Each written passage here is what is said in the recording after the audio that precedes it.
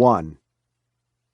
6 months after his wife of 40 years died, Lloyd Sunderland's sister drove from Boca Raton to Cayman Key to visit him. She brought with her a dark gray puppy, which she said was a border collie Moody mix. Lloyd had no idea what a Moody was and didn't care.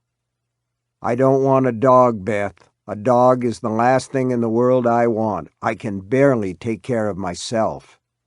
"That's obvious," she said, unhooking the puppy's toy-sized leash. "How much weight have you lost?" "I don't know." She appraised him. "I'd say 15 pounds, which you could afford to give, but not much more. I'm going to make you a sausage scramble, with toast. You got eggs?" "I don't want a sausage scramble," Lloyd said, eyeing the dog. It was sitting on the white shag carpet, and he wondered how long it would be before it left a calling card there. The carpet needed a good vacuum and probably a shampoo, but at least it had never been peed on. The dog was looking at him with its amber eyes, almost seeming to study him. "Do you or do you not have eggs?" "Yes, but—" "And sausage?" "No, of course not. You've probably been living on frozen waffles and Campbell's soup. I'll get some at Publix, but first I'll inventory your fridge and see what else you need." She was his older sister by 5 years, had mostly raised him after their mother died, and as a child he had never been able to stand against her. Now they were old, and he still could not stand against her, especially not with Marion gone. It seemed to Lloyd there was a hole in him where his guts had been. They might come back, they might not. 65 was a little old for regeneration. The dog, though, against that he would stand. What in the name of God had Bethy been thinking? "I'm not keeping it," he said, speaking to her back as she stalked on her stork legs into the kitchen. "You bought it, you can take it back." "I didn't buy it. The mother was a purebred border collie that got out and mated up with a neighbor's dog. That was the Moody. The mother's owner managed to give the other 3 pups away, but this one's the runt, and nobody wanted her. The guy, he's a small patch truck farmer, was about to take her to the shelter when I came along and saw a sign tacked to a telephone pole. 'Who wants a dog?' it said. And you thought of me," still eyeing the puppy, who was eyeing him back. The cocked ears seemed to be the biggest part of her. "Yes." "I'm grieving, Beth." She was the only person to whom he could state his situation so baldly, and it was a relief. "I know that." Bottles rattled in the open fridge. He could see her shadow on the wall as she bent and rearranged. She really is a stork, he thought, a human stork, and she'll probably live forever. A grieving person needs something to occupy his mind, something to take care of. That was what I thought when I saw that sign. It's not a case of who wants a dog, it's a case of who needs a dog. That's you. Jesus Christ, this fridge is a mold farm. I am so grossed out. The puppy got to her feet, took a tentative step toward Lloyd, then changed her mind, assuming it had one, and sat down again. "Keep her yourself." "Absolutely not. Jim's allergic." "Bethy, you have 2 cats. He's not allergic to them?" "Yes, and the cats are enough. If that's the way you feel, I'll just take that puppy to the animal shelter in Pompano Beach. They give them 3 weeks before they euthanize them. She's a good-looking little thing with that smoky fur. Someone may take her before her time is up." Lloyd rolled his eyes, even though she wasn't there to see him do it.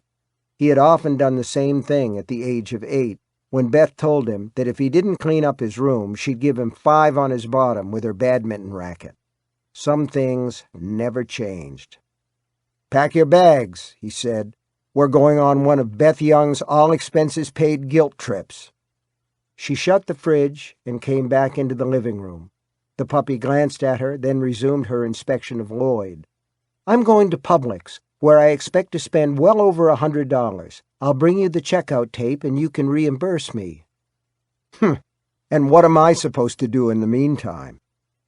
"Why don't you get to know the defenseless puppy you're going to send to the gas chamber?"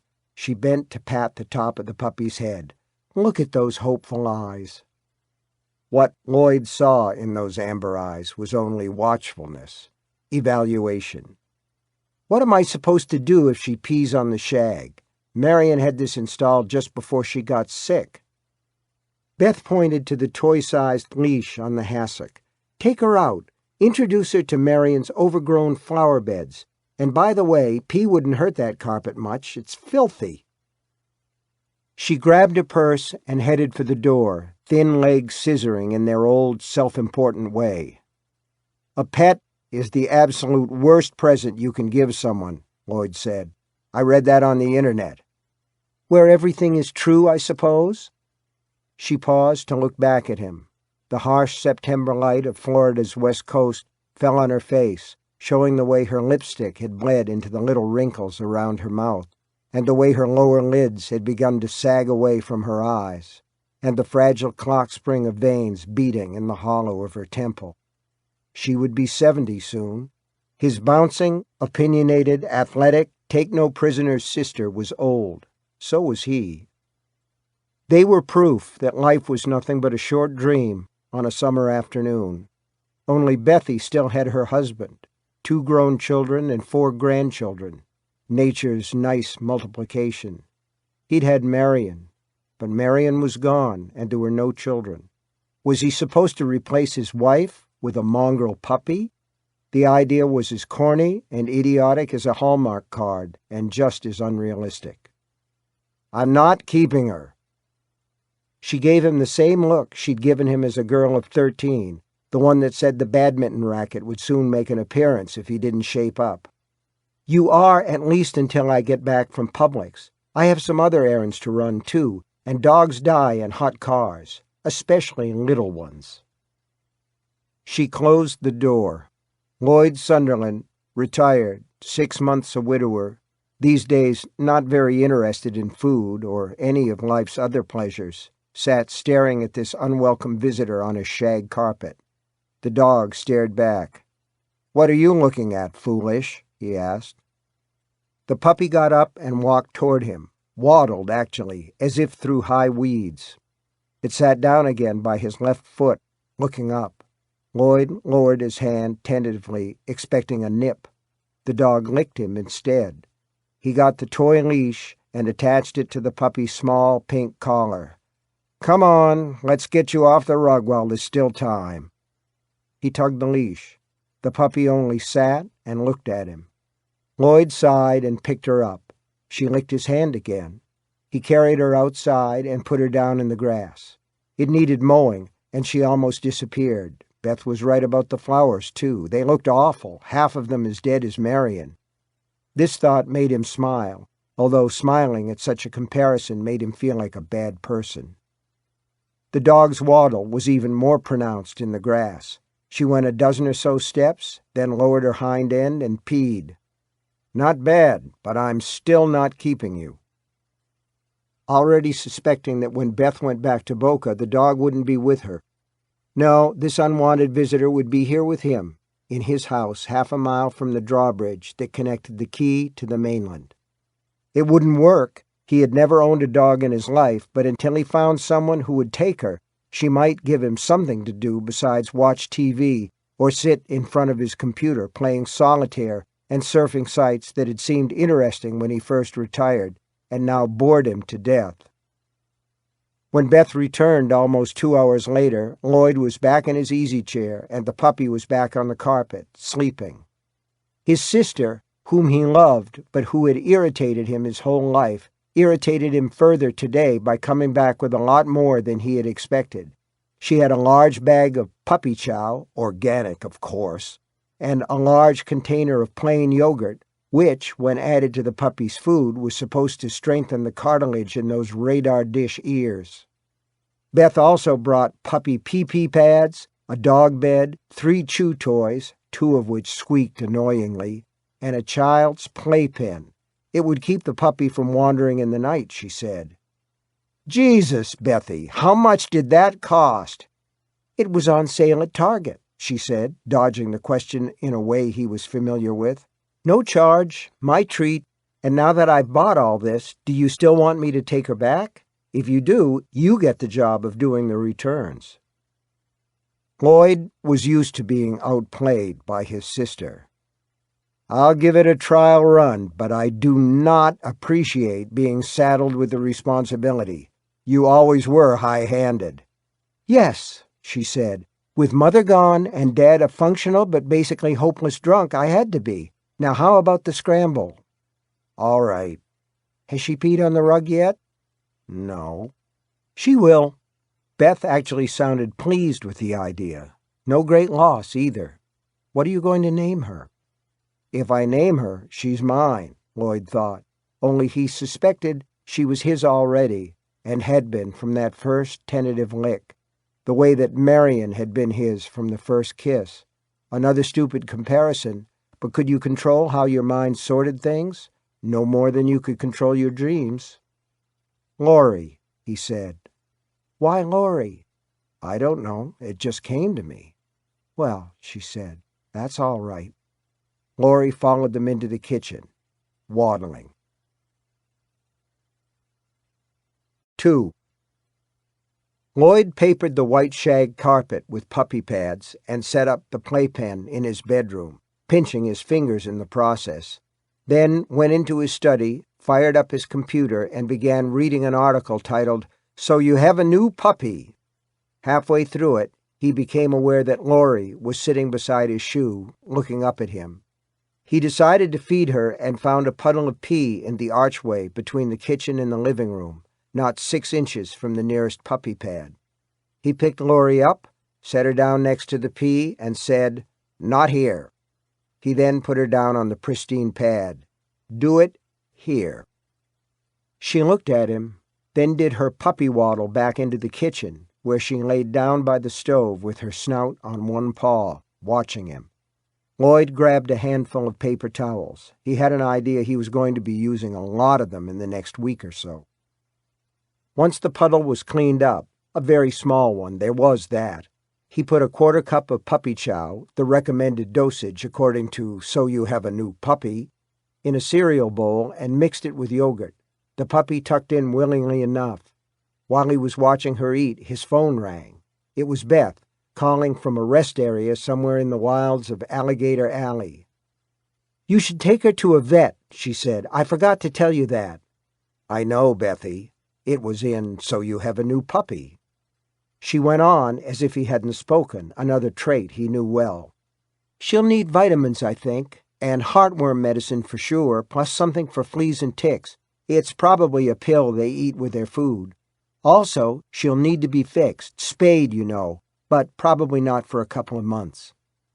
"Yes," he said, "if I keep her." Laurie had finished eating and wandered away toward the living room. With a full belly, her waddle was more pronounced. To Lloyd, she looked a little drunk. "Remember to walk her." "Right. Every 4 hours, according to So You Have a New Puppy," which was ridiculous. He had no intention of getting up at 2 in the morning to take his uninvited guest outside. Mind reading was another of his sister's specialties. "You're probably thinking that getting up in the middle of the night is going to be a hassle." It had crossed my mind. She ignored this as only Bethy could. "But if you're telling the truth about having insomnia since Marion died, I really don't think it will be a hardship." "That's very understanding and caring of you, Bethy." "See how it goes. That's all I'm saying. Give the little girl a chance." She paused. "Give yourself a chance while you're at it." "I worry about you, Lloyd. I worked in an insurance company for almost 40 years, and I can tell you that men your age run a much greater risk of disease after a spouse dies. And death, of course." To this he said nothing. "Will you?" "Will I what?" As if he didn't know. "Give her a chance?" Beth was pushing for a commitment Lloyd was unwilling to give. He looked around as if for inspiration and spied a turd. One single small sausage, exactly where the puddle of pee had been, 6 inches from the nearest puppy pad. "Well, the little girl's here now," he said. It was the best he could give her. "You drive safe." 65 the whole way. I get past a lot, and some people honk at me, but any faster, and I don't trust my reflexes. He said goodbye, grabbed some more paper towels, and picked up the sausage. Laurie watched him with her amber eyes. He took her back outside, where she did nothing. When he finished another puppy-rearing article 20 minutes later, he found another puddle of pee in the archway, 6 inches from the nearest puppy pad. He bent over, hands on his knees, his back giving its usual warning twang. "You're on borrowed time, dog." She looked at him, seeming to study him. 3. Late that afternoon, 2 more puppy pees, one actually on the pad nearest the kitchen. Lloyd attached the toy-sized leash and took Laurie outside, carrying her in the crook of his arm like a football.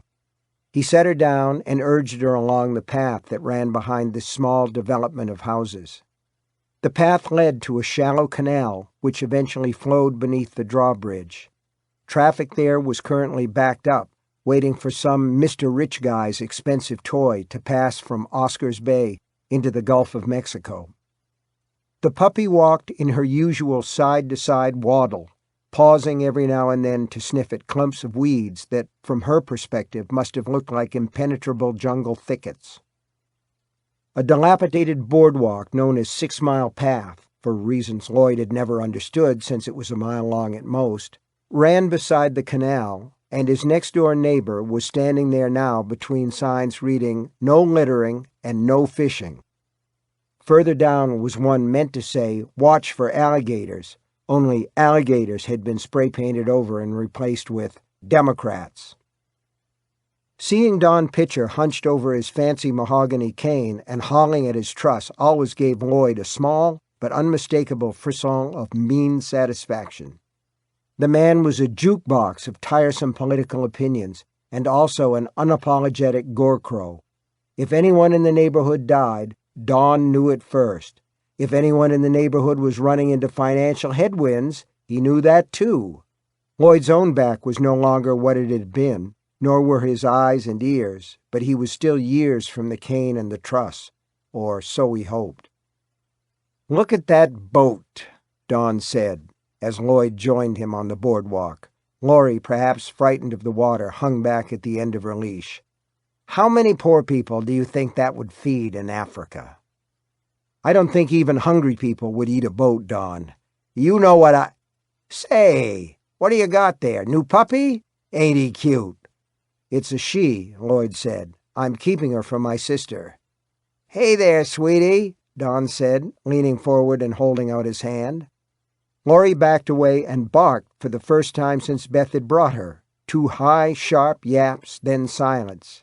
Don straightened up again. "Not too friendly, is she?" "She doesn't know you." "She shit around?" "Not too bad," Lloyd said, and for a while they watched the motor sloop. Laurie sat at the edge of the splintery boardwalk and watched Lloyd. "My wife won't have a dog," Don said. "Says all they are is mess and trouble. I had one when I was a boy, and nice old collie. She fell down a well. Cover was all rotted, and down she went. Had to haul her up with a whatchamacallit." "Is that so?" "Yes. You want to be careful of that one near the road. She runs out in it. There goes your ball game. Look at the size of that fucking boat. A dime to a dollar she grounds." The motor sloop didn't ground. While the drawbridge came back down and the traffic was moving again, Lloyd looked at the puppy and saw her asleep on her side. He picked her up. Laurie opened her eyes, licked his hand, and went back to sleep. "Gotta get back and burn some supper. Take it easy, Dawn. You do the same, and keep an eye on that puppy or she'll chew up everything you own." "I've got some toys for her to chew on." Dawn smiled, revealing a set of mismatched teeth that gave Lloyd the chills. "She'll prefer your furniture. Wait and see." 4. While he was watching the TV news that night, Laurie came to the side of his easy chair and gave those same 2 sharp yaps. Lloyd considered her bright-eyed stare, weighed the pros and cons, then picked her up and set her in his lap. "Wet on me and die," he said. She didn't wet on him. She went to sleep with her nose under her tail. Lloyd stroked her absently while he watched cell phone footage of a terrorist attack in Belgium. When the news was over, he took Laurie outside, once more using the football carry. He attached the leash and let her walk to the edge of Oscar Road, where she squatted and did her business. "Right idea," Lloyd said. "Hold that thought." At 9 o'clock, he lined the playpen with a double layer of puppy pads. He could see he'd have to buy more tomorrow, along with more paper towels, and lowered her in. She sat, watching him. When he gave her some water in a teacup, she lapped for a while, then laid down, still watching him. Lloyd undressed to his underwear and laid down himself, not bothering to pull back the coverlet. He had learned from experience that if he did that, he would find it on the floor in the morning, a victim of his tossing and turning. Tonight, however, he fell asleep almost immediately and didn't wake up until 2 o'clock to the sound of high-pitched cries. Laurie lay with her snout stuck through the bars of the playpen like a lonely inmate in solitary confinement. There were several sausages on the puppy pads. Judging that at such a late hour there would be few, if any, passers-by on Oscar Road to be offended by the sight of a man in his boxers and a strappy T-shirt, Lloyd put on his slippers and carried his visitor, it was how he still thought of Laurie, outside. He put her down on the shell driveway. She waddled around for a bit, sniffed at a splat of bird shit, and peed on it. He told her again to hold that thought. She sat down and looked at the empty road. Lloyd looked up at the stars. He thought he had never seen so many, then decided he must have, just not lately. He tried to remember the last time he had been outside at 2 a.m. and couldn't. He looked at the Milky Way, almost mesmerized, until he realized he was falling asleep on his feet. He carried the puppy back inside. Laurie watched him silently as he changed the puppy pads she had shat upon, but the keening began again as soon as he put her in the playpen. He considered taking her into bed with him, but that was a very bad idea, according to So You Have a New Puppy. The author, one Suzanne Morris, DVM, stated unequivocally, "Once you start down that road, you will have great difficulty turning back." Also, the idea of waking up to find one of those little brown sausages on the side of the bed where his wife had slept did not please him. Not only would it seem symbolically disrespectful, it would mean changing the bed, a chore which also did not please him because he always screwed it up. He went into the room that Marian had called her den. Most of her things were still there because, in spite of his sister's strong suggestions that he do so, Lloyd hadn't yet had the heart to clean the place out. He had mostly steered clear of this room since Marian's death. Even looking at the pictures on the wall hurt, especially at 2 a.m. He thought a person's skin was thinner at 2 a.m. It didn't start to thicken again until 5, when the first light began to show in the east.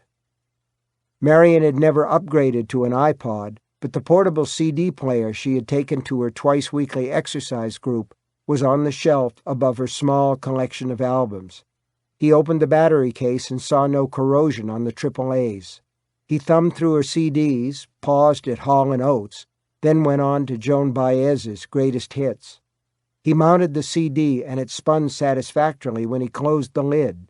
He took it into the bedroom. Laurie stopped whining when she saw him. He pressed play and Joan Baez began singing "The Night They Drove Old Dixie Down." He placed the CD on one of the fresh puppy pads. Laurie sniffed at it, then laid down beside it, her nose almost touching the Dymo tape label, reading "Property of Marian Sunderland." "Will it do?" Lloyd asked. "I goddamn hope so." He went back to bed and lay with his hands under the pillow where it was cool. He listened to the music. When Baez sang "Forever Young," he grizzled a little. So predictable, he thought. Such a cliché. Then he fell asleep.